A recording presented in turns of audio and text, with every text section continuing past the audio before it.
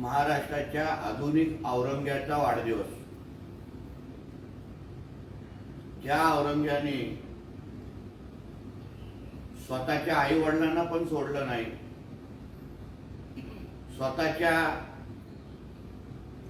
सख्या भावाला आणि नातेवाईकांना सोडलं नाही, तेच तंतोतंत गुण या आधुनिक औरंग्याने घेतलेले आहेत. म्हणे हे महाराष्ट्राचे कुटुंब प्रमुख ज्या उद्धव ठाकरेंना स्वतःचं कुटुंब सांभाळायला आतापर्यंत आलं नाही, स्वतःच्या वडिलांना त्यांच्या शेवटच्या काही दिवसामध्ये प्रॉपर्टी आणि राजकारणासाठी छळलं, ज्याचे स्वतःचे सख्खे भावंड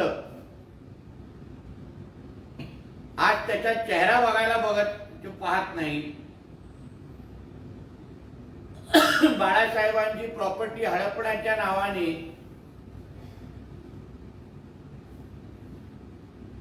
स्वतःच्या सख्या भावाची काय अवस्था केली आहे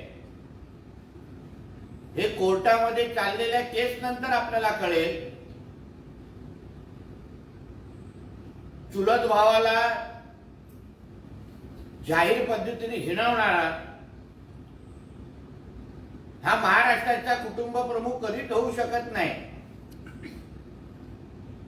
स्वतःचं कुटुंब पहिलं उद्धव ठाकरेंनी सांभाळावं.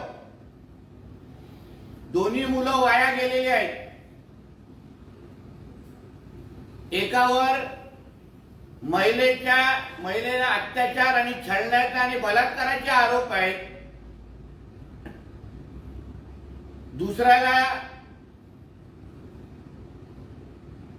दुसरा किती काळ शुद्धीत दिवसात असतो ह्याचा प्रश्नचिन्ह आहे.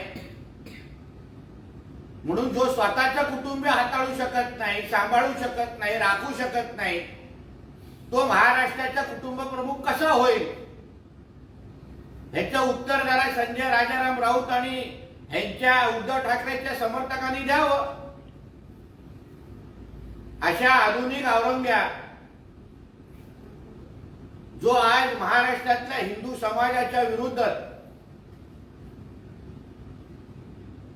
जिहादी हिंदू हृदय सम्राट, जिहाद हृदय सम्राट, हिंदू पण नाही, जिहाद हृदय सम्राट बनवून पाहतोय. आज प्रत्येक जिहादी ज्याचं नाव अभिमानाने घेतात असा हा आधुनिक औरंग्या जिहाद हृदय सम्राट हा महाराष्ट्राच्या नावावर लागलेला एक कलंकच आहे. म्हणून त्याच्या कोणी भावी मुख्यमंत्री जे बॅनर लावण्याची हिंमत पण करू नये. कारण का 2.5 वर्षाच्या महाविकास आघाडीच्या कालावधीमध्ये ह्याच्या चपट्या पायामुळेच महाराष्ट्राच्या समोर मोठ्यातलं मोठं संकट उभं राहिलं. ते 2.5 वर्ष उद्धव ठाकरेंच्या मुख्यमंत्रीचे महाराष्ट्राला लागलेली पनवती म्हणून महाराष्ट्राचे लोक ओळखतात. म्हणून अशा व्यक्तीचा चुकून पण परत भावी मुख्यमंत्री म्हणून बॅनर लावणं हे महाराष्ट्राला शोभनीय नाही. धन्यवाद. बोला.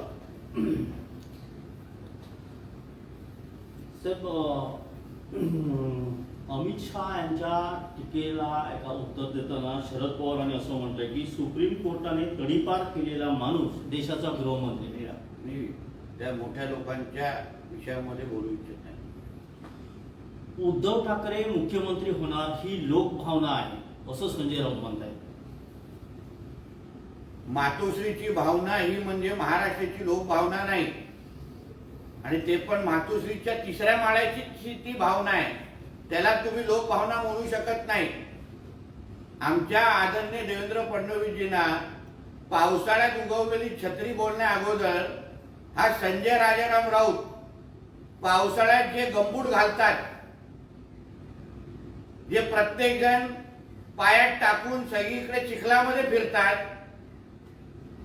अशा पद्धतीच्या पावसाळ्यातल्या गंबुटाने आमच्या देवेंद्र फडणवीस साहेबांवर टीका करण्याची आणि थोबाड उघडण्याची हिंमत पण करू नये. तुझ्यासारखा नाक्यावरच्या छपरीने अशा मोठे आणि अनुभवी आणि विद्वान माणसाबद्दल बोलणं हे तुला काही शोभत नाही. नरेंद्र मोदी आणि अमित शहा या दोन व्यापाऱ्यांनी सत्ता, पैसे आणि दहशतीच्या बळावर बाळासाहेब ठाकरे यांची शिवसेना ओबाडून घेतली असं संजय राऊत म्हणतात. तुझा मालक जो अंबानीजींच्या लग्नामध्ये जो नाचतो गातो आणि ते काय तुम्हा लोकांना चालतात की काय? आज मोदी साहेब आणि अमित शहाजींमुळे महाराष्ट्रामध्ये जो कानाकोपऱ्यामध्ये जो विकास सुरू आहे, आज मोठ्या प्रमाणामध्ये महाराष्ट्रामध्ये निधी येते आहे. केंद्र सरकारच्या माध्यमातून जो मोठे प्रकल्पात राज्यामध्ये सुरू आहेत आणि त्याच्यामुळे आज महाराष्ट्रामध्ये गुंतवणूक वाढते, रोजगार वाढतोय. म्हणून ज्या मोदीजींचे आणि अमित शहाजींचे आभार मानले पाहिजे, ते त्यांच्यामुळेच आज महाराष्ट्राची प्रगती होते आहे. एवढी तरी अगर मिठाला हा संजय राजाराम राऊत आणि त्याचा मालक जागला असता ना, तर त्याला रात्री झोप तरी लागली असती. गुजरातमधून औरंगजेबाचे कितीही चेले चपाटे आले तरी त्यांना महाराष्ट्रात शिवसेना खतम करता येणार नाही, ठाकरे यांचे नेतृत्व संपवता येणार नाही असं संजय राऊत म्हणतात. आजचा आधुनिक औरंग्या हा मातोश्रीच्या 3ऱ्या माळ्यावर राहतो. गुजरात असो, महाराष्ट्र असो, आम्ही सगळे शिवरायांचे मावळे आहोत आणि म्हणूनच विशालगडवर आम्ही आमचा शिवरायांचा गड मोकळा करण्यासाठी आम्ही तिथे आंदोलन केलं, आवाज उचलला. विशालगडवर जाण्याची हिंमत आणि त्या किल्ल्याला मुक्त करण्याची हिंमत, त्याच्या बाजूने आवाज उचलण्याची हिंमत उद्धव ठाकरेंनी दाखवली का? तुम्ही कसले शिवरायांचे मावळे? तुम्ही तर औरंग्याचे पिल्लावळात. म्हणून तर त्या जिहाद्यांची बाजू घेतात. म्हणून तर विशालगडला एकदा तरी उद्धव ठाकरेंनी थोबाड उघडलं का? तोंड उघडलं का विशालगडसाठी? म्हणून उगाच शिवरायांचं नाव घेऊ नका. तुमच्या रक्तात औरंग्या नसा नसामध्ये भिमलाय हे आता महाराष्ट्राच्या जनतेला चांगल्या पद्धतीने कळलेलं आहे. देवेंद्र फडणवीस हे राजकारणातील पावसाळ्यात उगवलेली छत्री आहे. राज्यातील बहुतांश जनता देवेंद्र फडणवीस यांना खलनायक मानते असं संजय राऊत म्हणतात. महाराष्ट्रात जरा हा संरक्षण बिगर संरक्षण अगर फिरला ना, तर ह्याला कळेल की देवेंद्रजींचे चाहते किती आहेत आणि देवेंद्रजींचे चाहते ह्याला काय करू शकतात. म्हणून भांडूपमध्ये 4 पोलिसांची संरक्षण घेऊन ते पण देवेंद्रजींच्याच खात्याने दिलेले आहेत. गृह खात्याने दिलेल्या संरक्षण घेऊन जास्त थोबाड उघडू नकोस. आणि तुला एवढं देवेंद्रजींची लोकप्रियता समजून घ्यायची असेल ना, जरा महाराष्ट्राच्या कानाकोपऱ्यात फिर संरक्षण न घेता, मग तुला कळेल देवेंद्रजींची लोकप्रियता किती आहे.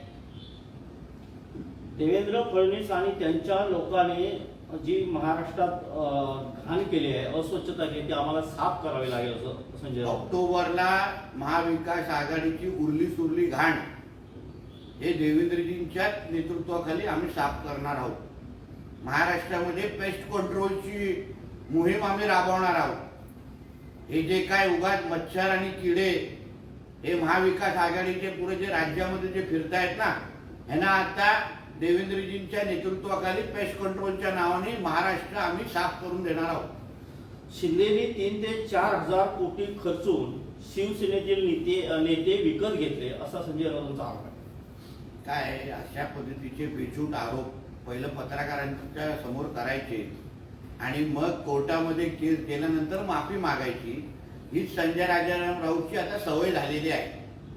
एवढे मोठे आरोप आकडे देत असताना एकाचही पुरावा द्यायचा नाही आणि आबरू नुकसानीची केस दाखल केल्यानंतर तिथे नाक रगडत माफी मागायची, हेच संजय राजाराम रावची वृत्ती झालेली आहे. नीती आयोगावर बोलताना संजय राऊत असं म्हणतात की महाराष्ट्रावर 8 लाख कोटींचं कर्ज आहे. हे 8 लाख कोटींचं कर्ज घेऊन या राज्याचे अर्थमंत्री, मुख्यमंत्री नीती आयोगाकडे जाणार आहे. हे कर्ज का झालं आणि कोणी केलं याचं उत्तर आजच्या राज्यकर्त्याकडे नाही. जरा ढ विद्यार्थी जेव्हा अर्थकारणाबद्दल बोलतो ना, तर त्याची भाषा अशीच असते. हे 8 लाख कोटीचं जे कर्ज आहे ना, ते महाराष्ट्राचं आज नाही, वर्षानुवर्ष जे काही सरकार चाललेले आहे आणि त्या सरकारने जे काही कर्ज उचलले विविध विकास कामांसाठी, त्या निमित्ताने हे झालेलं कर्ज आहे. त्याच्यामध्ये तुझा मालक पण मुख्यमंत्री होता. कोरोना काळामध्ये आपल्या महाराष्ट्राची तिजोरी खाली करून मातोश्री, दुसरी मातोश्री बांधणारा हा तुझाच कपाळकरंटा मालक आहे, एक लक्षात घे. म्हणून नुसतं फक्त 8 लाख करोड मध्ये पहिले शून्य किती आहेत पहिले मोज आणि मग तुझं थोबाड उघड. नरेंद्र मोदी म्हणत होते की काळा पैसा आणेन आणि जनतेमध्ये वाटेल, परंतु भ्रष्टाचाराचा पैसा हे करून शाखा प्रमुखांपासून नगरसेवकांपर्यंत विकत घेतले जात आहेत असे आदरणीय मोदी साहेबांचं नेतृत्वच कळलं नाही. ते अशाच पद्धतीचे बावळट उत्तरं आणि वक्तव्य करू शकतात. मोदी साहेबांच्या 10 वर्षाच्या केंद्र सरकारच्या माध्यमातून ज्या विविध योजनांच्या माध्यमातून आज शेतकरी असो, कामगार असो, सामान्य जनतेच्या खात्यामध्ये जे पैसे पोचतायत, जी निधी पोचते आहे, त्याचा थोडा अभ्यास संजय राजाराम राऊतनी करावं. ते कदाचित 15 लाख पेक्षाही जास्त झाले असतील 10 वर्षामध्ये ते टोटल मारलं तर. आणि त्याचे किती लाभार्थी तुझ्या उभाटा सेनेचे आहेत त्याचे पण जरा यादी पाहिजे तर मी पाठवतो. जाहीर पत्रकार परिषदेमध्ये नरेंद्र मोदीजींची वर टीका करायची आणि लपून छपून त्यांचे सगळ्या योजनेचा फायदा घ्यायचा. आता लाडली बहीण योजनाच्या लाभार्थी किंवा लाभ घेण्यासाठी तुझ्या उभाटा सेनेचे आणि महाविकास आघाडीचे किती कार्यकर्ते राग लावून उभे आहेत ना, याची कधीतरी आता यादी मी प्रकाशित करणार आहे. मग त्या कार्यकर्ते जे लाभ घेण्यासाठी रांगेत उभे त्यांना सांग ते लाभ घेऊ नका, ही योजना भंपक आहे. एका बाजूला कार्यकर्त्यांनी आणि आमदारांनी बॅनर पोस्टर लावायचे लाडली बहीण योजनाची आणि रांगेत उभे राहून लाभ घ्यायचा आणि दुसऱ्या बाजूने या नालायक लोकांनी त्यांच्या नेत्यांनी टीका करायची. अशा पद्धतीचे डबल ढोलकी पद्धतीचे हे लोक आहेत. हे जनता आता ओळखलेलं आहे जनतेने. या महाराष्ट्रात महाविकास आघाडीचे सरकार येणार असल्याची कुठलीही शंका नसल्याचं वक्तव्य काय. सकाळी 11 वाजता 10 वाजता 90 मारण्याचा तो इफेक्ट आहे. महाविकास आघाडीचं सरकार हे येत आहे हे गेल्या 2.5 वर्षापासून सातत्याने सांगणारा हा वायझड आहे. कधी ह्याचं कुठलंही वक्तव्य खरंच ठरलेलं नाही. 3-3 महिन्यांनी सरकार पडणार असं ह्याचं वक्तव्य आहे. ते मार्चला पडणार, मेला पडणार, फेब्रुवारीमध्ये पडणार. सरकार तर कधी पडलं नाही. हाच आता ऑक्टोबरच्या नंतर ह्याची काय अवस्था ह्याची पक्षाची होईल हे आता तुम्ही वाट पाहत बघा.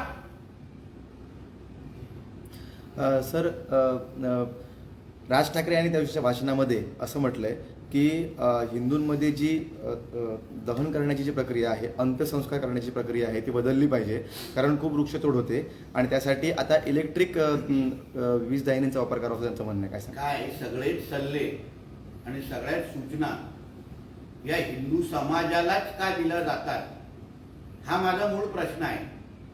मग बकरी ईदला बकरी कापू नका अशा पद्धतीचे सल्ले का देत नाही? तिथे मग प्राण्यांची कत्तल होत नाही का?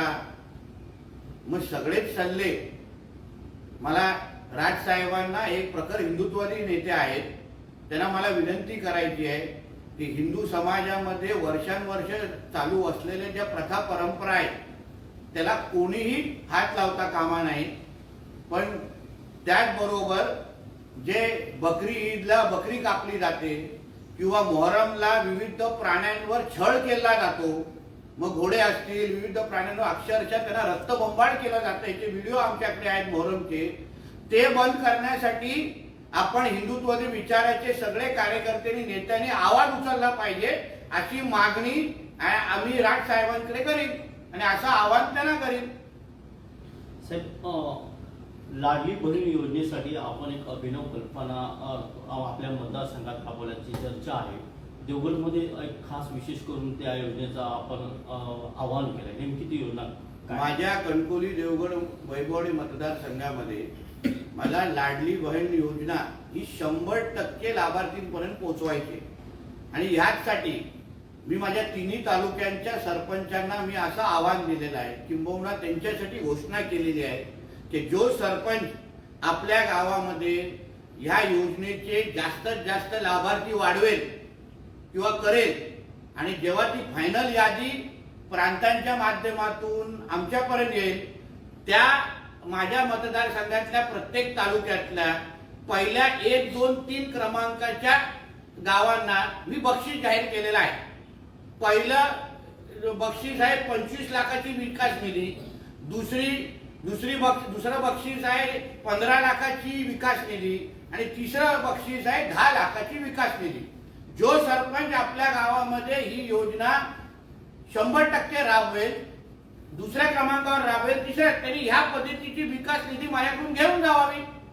त्यांनी विकास निधीची यादी किंवा मागणी माझ्याकडे आणावं निवेदन आणि ज्या दिवशी त्याचं नाव 1 क्रमांकावर येईल 25 लाखाची निधी हे त्यांना दिलं जाईल.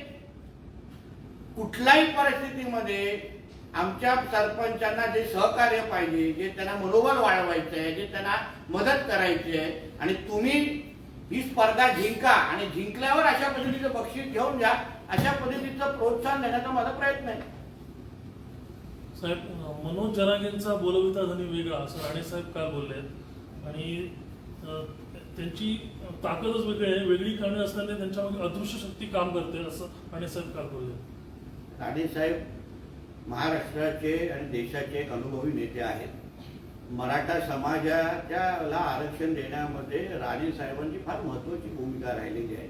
म्हणून एका ज्येष्ठ नेत्याकडे अशी माहिती असल्यामुळे त्यांनी त्या पद्धतीचं वक्तव्य केलेलं आहे.